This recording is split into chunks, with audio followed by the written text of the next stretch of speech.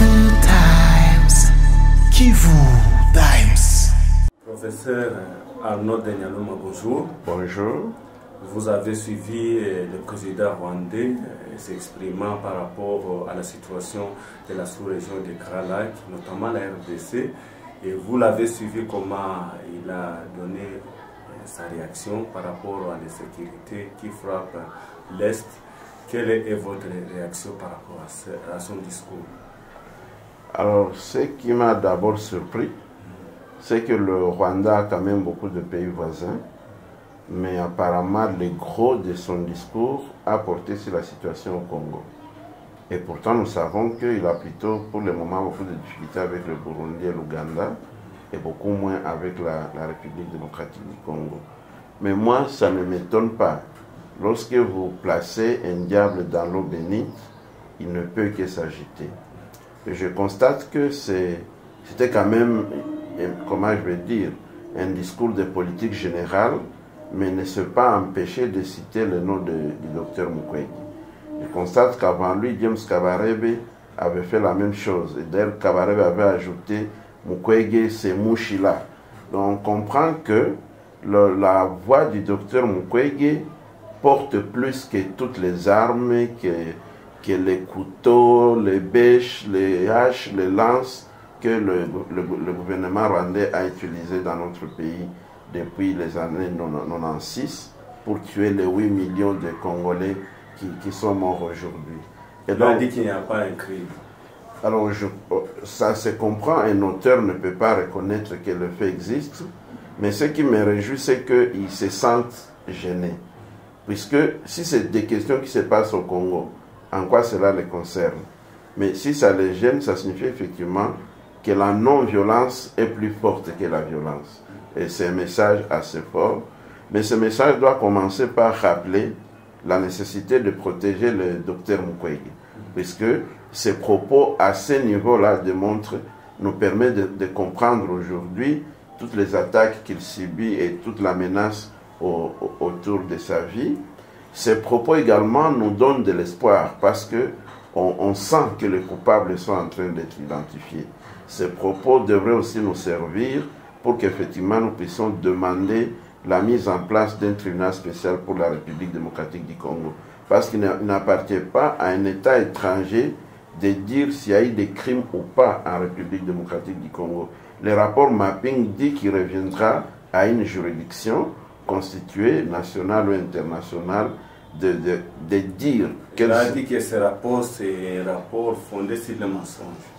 Ah oui, ce n'est pas non plus la première fois qu'il le dit, mais il faut savoir que ce n'est pas un rapport de la République démocratique du Congo. C'est un rapport du Haut-Commissaire des Nations Unies aux droits de l'homme. Et c'est un manque de respect que de penser que des experts peuvent se réunir pour mentir. Je dois rappeler que ce rapport a été rédigé à la suite d'un charnier, c'est-à-dire d'une fosse commune de gens qui avaient été enterrés à Mugunga. La MONUC à l'époque voulait y installer un campement et ils étaient scandalisés par des centaines de milliers de crânes qui étaient cachés. Donc en termes de recherche et de preuves, la question ne se pose pas. C'est plutôt nous, Congolais, qui devrons comprendre que la lutte doit se poursuivre, que la vérité ne peut pas être transformée. On ne peut pas changer l'histoire. Le fait que le Rwanda, l'Ouganda et le Burundi ont occupé la République démocratique du Congo, qu'ils ont massacré des populations et pillé des biens, cela fait partie de l'histoire. On peut s'agiter, mais ça ne va pas changer. L'Ouganda est encore en train de discuter sur la réparation devant la Cour internationale de justice. Nous avons des décisions de la Commission africaine des droits de l'homme et des peuples qui établissent clairement les faits qui se sont déroulés. Nous sommes à côté de la tombe de Christophe Muzirwa, la guerre de Kisangani entre Ougandais et Rwandais, tout le monde en est au courant. Nous avons vu traverser des files de colonnes rwandaises, de militaires rwandais rentrer dans leur pays. Mais c'est sur quoi nous devons rester concentrés et c'est là qu'il faut éviter la distraction. C'est une juridiction qui va trancher sur ce genre de questions. Et nous devons le dire, nous on n'est pas dans une concurrence de massacre. La théorie du double génocide, nous on n'est pas dans la théorie. Nous sommes en train de pleurer nos morts, nous sommes en train de pleurer de femmes violées. Moi, je sais qu'il y a eu génocide au Rwanda, nous devons le dénoncer, tout comme il y a un génocide au Congo et qui se poursuit, nous devons également le dénoncer. Mais j'ai quand même une inquiétude. Mon inquiétude, c'est le silence des autorités congolaises. D'abord, la date choisie, c'est la consécration de l'entrée de l'AFDEL, donc de la déchéance de la personne humaine au Congo. Et c'est ce jour-là que notre président de la République, il se retrouve à Paris, il rencontre le président Kagame après avoir suivi cette interview, et 3 jours après, aucune réaction. Cela donne à penser à une certaine, c'est pas timidité ou complicité, et ce négationnisme-là. Vous pensez qu'ils adhèrent à ces propos du président Kagame? Je n'ose pas pousser la pensée jusque-là, puisque ça serait quand même cynique, ça serait inhumain que le président de la République que nous avons désigné puisse cautionner le négationnisme de ce que nous sommes en train de vivre aujourd'hui. S'il est obligé de décréter l'état de siège au Nord Kivu et en Ituri, ce n'est pas l'activisme de ce groupe congolais, et toutes les armes passent par le Rwanda, l'Ouganda, et ça ce n'est un secret pour personne, en contrepartie des minerais qui sont pillés de notre côté et qui rendent ces pays prospères. Donc le chef de l'État, je ne l'accuse pas de complicité, mais je l'accuse de torpeur. Il traîne cette timidité-là, en cherchant à caresser le gens dans le poil, il pense que, dans le sens de poil, il pense que c'est pour se donner un peu de, comment dirais-je, de répit, c'est pour amadouer le Rwanda, mais je crois qu'il ne connaît pas trop le gouvernement de l'autre côté. Il doit comprendre que avec le gouvernement, en tout cas avec la politique d'en face, la seule arme qui passe, c'est la non-violence, mais dans la vérité. Chaque fois qu'on leur dit la vérité, le monde entier est au courant de ce qui se passe, et à ce moment-là, ils sont gênés. Donc, ce silence-là, du chef de l'État, du ministre des Affaires étrangères, du porte-parole du gouvernement et des chefs des institutions congolaises, pour moi, ça m'inquiète. Puisque quand même à Paris, où on a arrêté Roger Lumbala, qui est cité dans le rapport Mapping, et donc nous attendons demain que des autorités rwandaises qui sont citées dans ce rapport soient également arrêtées à Paris.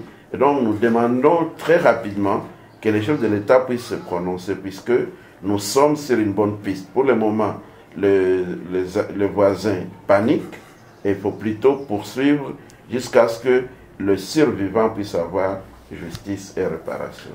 Maître, vous avez suivi le président s'est exprimé également par rapport à l'apport des Nations Unies en RDC, la MONUSCO.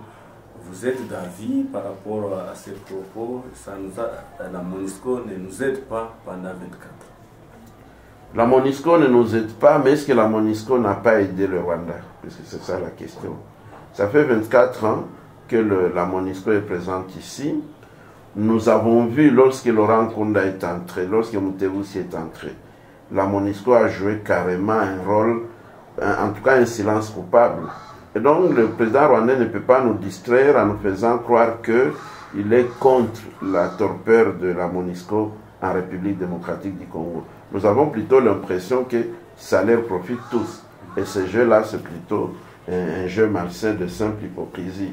La MONUSCO a échoué, mais aussi la MONUSCO a eu, en tout cas, à faciliter la tâche à la, comment dirais-je, à l'armée rwandaise, puisque toutes ces infiltrations qui s'opèrent, toutes ces différentes rébellions par procuration, la MONUSCO est présente et elle n'arrive pas à arrêter. On ne peut pas donc considérer que c'est de bon cœur que le gouvernement rwandais s'attaque à la MONUSCO. En tout cas, ce n'est pas pour les Congolais.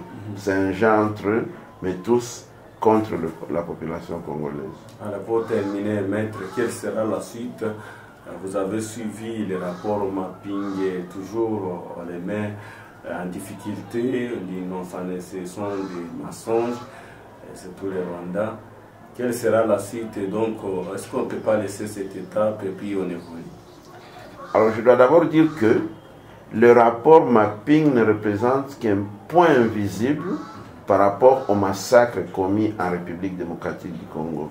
C'est moins de 700 cas de violation des droits humains par rapport aux 8 millions de morts. Donc il y a encore du travail à faire, les rapports doivent se poursuivre. Mais pour ce qui existe, on ne peut pas s'arrêter, on ne peut pas reculer. Nous allons d'abord demander à notre propre gouvernement de commencer à mettre en œuvre les recommandations du rapport, c'est-à-dire que la justice congolaise commence à rechercher les personnes qui sont citées et à les juger.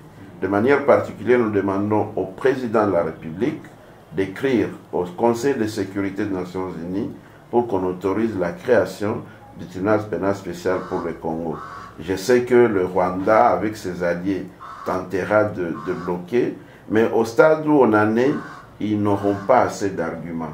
Je veux bien qu'on aille se battre au niveau des Nations Unies, que nous puissions voir finalement qui sont avec le peuple congolais et qui ne sont pas avec le peuple congolais.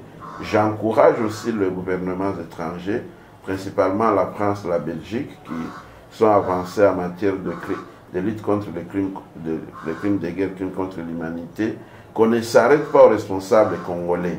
Les rapports citent des responsables rwandais, des responsables ougandais et même des occidentaux qui étaient dans l'exploitation des ressources naturelles.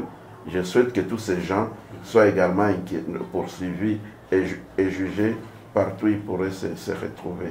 Bien entendu, nous demandons que ce négationnisme, ces refus devant les évidences soient également poursuivis, parce que le négationnisme, c'est exactement l'élite du génocide. Lorsque vous niez les évidences, c'est une manière d'encourager la répétition. Et donc, la France, le Congo et tous les autres pays, nous attendons une prise de position claire contre le propos du président rwandais. Kivu Times. Kivu Times.